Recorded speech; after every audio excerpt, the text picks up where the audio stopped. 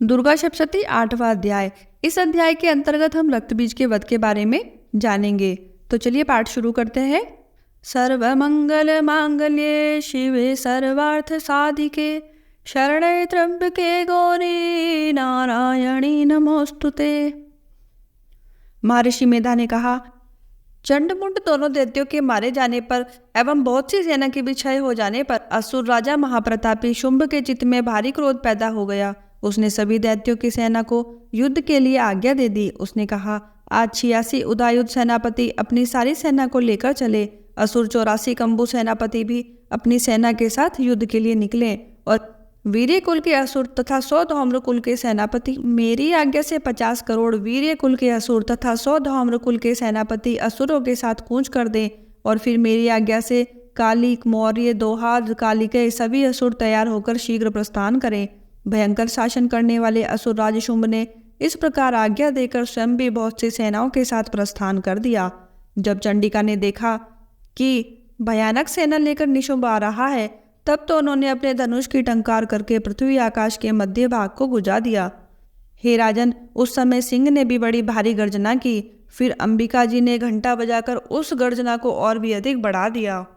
उस शब्द को सुनकर दैत्य सेनाओं ने आकर चारों ओर से देवी, सिंह और काली को क्रोध के साथ घेर लिया। इसी अवसर के मध्य में हे राजन, दैत्यों के नाश के लिए तथा देवताओं की वृद्धि के लिए अत्यंत बल एवं पराक्रम से संपन्न होकर ब्रह्मा, विष्णु, शिव, कार्तिकेय, स्वामी इंद्र आदि देवों की शक्तियां उन्हीं के शरीरों से निकलकर उन्हीं रूपों में चंडिका के पास आ गई। जिस देवता का जो रूप, जैसे भूषण तथा वाहन, उन्हीं वस्तुओं से संपन्न होकर वह देवता शक्ति वही रूप धारण कर दैत्यों के साथ युद्ध करने आ गई। ब्रह्मा जी की शक्ति, जिसे ब्रह्माणी कहा जाता है, जो हंसों से जुते हुए विमान पर आरूढ़ थी, अक्षय सूत्र कमंडल से शोभित थी, सबसे प्रथम उपस्थित हुई। महेश्वर की शक्ति, वृषभ पर विराजमान सुंदर त्रिशूल धारण किए, महासर्पों के कंकण धारण किए, मस्तक पर चंद्र रेखा सुशोभित थी, वह मातेश्वरी शक्ति आई। कार्तिक स्वामी की शक्ति, हाथ में शक्ति लिए मोर पर आरूढ़ गुहारूपिणी कौमारी अंबिका शक्ति दैत्यों से युद्ध करने आई। वैसे ही विष्णु की शक्ति, गरुड़ पर सवार होकर शंख, चक्र, गदा, शांग एवं खंग हाथ में लिए वहां पर वैष्णवी शक्ति आ गई। यज्ञ वाराह का विचित्र रूप धारण करने वाले विष्णु की वाराह शक्ति वैसा ही शरीर धारण करके वहां आई। नरसिंह जी के समान शरीर को धारण किए, गर्दन के बालों को फटकारने से आकाश के तारों को बिखेरती हुई नरसिंही शक्ति वहां आ पहुंची। इंद्र की शक्ति, इंद्र के समान रूप वाली 1000 नेत्र धारण किए, वज्र धारण किए, ऐरावत गजराज पर आरूढ़ होकर वहां पर आ गई। तब उन शक्तियों से गिरे हुए शंकर जी ने चंडिका से कहा, मेरी प्रसन्नता के लिए शीघ्र से शीघ्र इन असुरों का संहार करो। तब देवी के शरीर से अत्यंत भयानक सैकड़ों गीदड़ियों की भांति हूं करती हुई बड़ी चंडिका शक्ति प्रकट हो गई। तब उस अपराजिता देवी ने धुएं जैसे जटा वाले शिव से कहा, भगवान, आप दूत बनकर शुंभ निशुंभ के पास जाएं। वहां जाकर उन अभिमानी शुंभ निशुंभ दानवों को तथा युद्ध में आए हुए दूसरे दानवों को भी कहें कि हे दानवों, यदि तुम लोग जीना चाहते हो तो त्रिलोकी का राज्य इंद्र प्राप्त करे, सभी देवता यज्ञ भाग पाएं और तुम लोग पाताल में चले जाओ। यदि तुम्हें कुछ बल का अभिमान हो और युद्ध की अभिलाषा हो तो आ जाओ, ताकि तुम्हारे मांस से मेरी गीदड़ियां तृप्त हो जाएं। इस दूत रूप में स्वयं शिव को ही देवी जी ने नियुक्त किया। वह शिव शक्ति संसार में शिवदूती इस नाम से विख्यात हुई। जब शिव द्वारा कथित देवी जी के वचन उन महासुरों ने सुने तो बड़े क्रोध में आ गए और जहाँ कात्यायनी देवी स्थित थी उस ओर बढ़ने लगे। महाकुपित होकर देव शत्रुओं ने बाण, शक्ति, रिष्टि आदि आयुधों से देवी जी पर पहले वर्षा करना आरंभ कर दिया। तब टंकार करके धनुष द्वारा पहने पहने बाण छोड़कर देवी जी ने खेल ही खेल में उनके फेंके हुए बाण, शूल, शक्ति, परशु आदि अस्त्रों को काट डाला।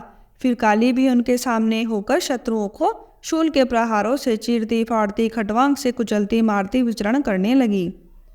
इधर ब्रह्माणी जी शक्ति भी जिस ओर दौड़ती उसी ओर अपने कमंडल का जल छिड़क देती, जिससे शत्रुओं का पराक्रम एवं तेज नष्ट होता जा रहा था।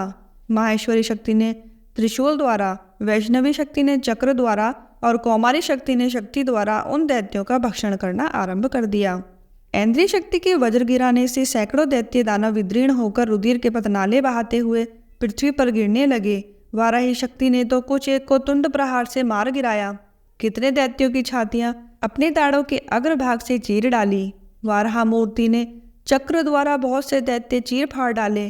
कितने महादैत्यों को नरसिंगी शक्ति ने अपने नाखूनों से विदीर्ण करके खाने लग गई।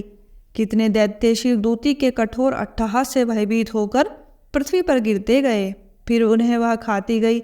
इस प्रकार अत्यंत कुपित होकर अनेक उपायों द्वारा बड़े बड़े दैत्यों को मारते हुए मातृगण को देखकर देवशत्रुओं के सैनिक भागने लग गए। उन दैत्यों को मातृगण से पीड़ित होकर भागते हुए देखकर क्रुद्ध महासुर रक्त बीज युद्ध करने के लिए आ गया। रक्त बीज के वज्रमय शरीर से एक भी रुधिर बिंदु जब पृथ्वी पर गिरती तब उसी के समान बलवान दूसरा असुर पैदा हो जाता।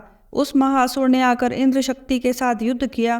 तब इंद्र शक्ति ने अपने वज्र के द्वारा रक्त बीज की ताड़ना की। वज्र के लगते ही उसके शरीर से बहुत से योद्धा पैदा हो गए, जिनका स्वरूप पराक्रम रक्त बीज के समान था। जितनी भी रक्त की बूंदें शरीर से गिरती थी, उनके उतने ही उसके सदृश बलवीर्य पराक्रमी पुरुष उत्पन्न हो गए। वे रक्त से उत्पन्न हुए पुरुष भी अत्यंत भयानक अस्त्र शस्त्र से सुसज्जित होकर मातृगणों के साथ लड़ने लगे। फिर इंद्री ने वज्र से उसका शीर छत्त विछत्त कर दिया, उससे रुधिर बह उठा। तब हजारों पुरुष उस रुधिर से पैदा हो गए। वैष्णवी शक्ति ने चक्र द्वारा उसे मारा। इंद्री ने गदा द्वारा असुरराज की ताड़ना की। वैष्णवी के चक्र से छत्त होने पर उसके शरीर से जो ही रुधिर स्नाव हुआ, उससे हजारों उसी के समान महाअसुर पैदा हो गए, जिससे संपूर्ण जगत भर गया। कौमारी ने शक्ति से उसे मारा। वाराही ने तलवार से, माहेश्वरी ने महासुर रक्त बीज का त्रिशूल से हनन किया।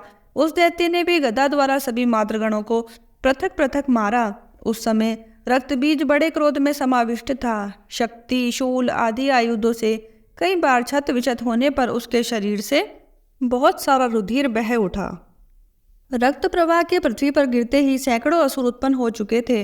दैत्यों के रुधिर से उत्पन्न उन असुरों से सारा जगत व्याप्त हो गया। देवताओं को डरा एवं उदास देखकर तब शीघ्र ही चंडिका ने काली से कहा, चामुंडे, अपना मुख तुम अधिक विस्तार से फैला लो। मेरे शस्त्र के प्रहार से गिरते हुए रुधिर बिंदु और बिंदुओं से उत्पन्न महादैत्यों को अपने वेगवान मुख द्वारा खाते जाओ और युद्ध भूमि में रुधिर उत्पन्न इन महादैत्यों का भक्षण करती घूमती रहो। इस प्रकार कहकर चंडिका ने रक्त बीज पर त्रिशूल से प्रहार किया। फिर काली ने रक्त बीज का रुधिर मुख से ग्रहण कर लिया। उस दैत्य ने भी चंडिका पर गदा चलाई, किंतु गदापात द्वारा चंडिका को कुछ भी वेदना न हुई। रक्त बीज के छत विछत शरीर से जो बहुत सा रुधिर गिरने लगा, उसे चामुंडा मुख द्वारा पीती गई और रक्तपात से दैत्य उत्पन्न हो गए थे तो उन्हें भी मुख में डालती गई। इस प्रकार चामुंडा ने सभी दैत्य खा डाले और रक्त बीज का रुधिर भी पी डाला। तब देवी ने शूल, वज्र, तलवार, सृष्टि आदि आयुधों से हीन उस महाअसुर रक्त बीज को मार दिया। शस्त्र समूह से आहत होकर वह पृथ्वी पर गिर पड़ा। हे राजन, रुधिर तो उसका चामुंडा ने पी ही लिया था। उसकी मृत्यु होने पर देवता परम प्रसन्न हुए। मातृगण उसके रुधिर पान के मत से उन्मत्त होकर नृत्य करने लगी। बोलिए माँ भगवती की जय। आशा करती हूँ कि ये वीडियो आपको पसंद आई होगी। दुर्गा सप्तशती के अगले अध्याय के लिए इस वीडियो के अंत में स्क्रीन पर क्लिक करें। अगर आपको मेरी वीडियोस पसंद आती हैं तो प्लीज़ आप इनको लाइक कीजिए, शेयर कीजिए और मेरे चैनल को अगर आपने अभी तक सब्सक्राइब नहीं किया है तो मेरे चैनल को भी सब्सक्राइब करें। धन्यवाद।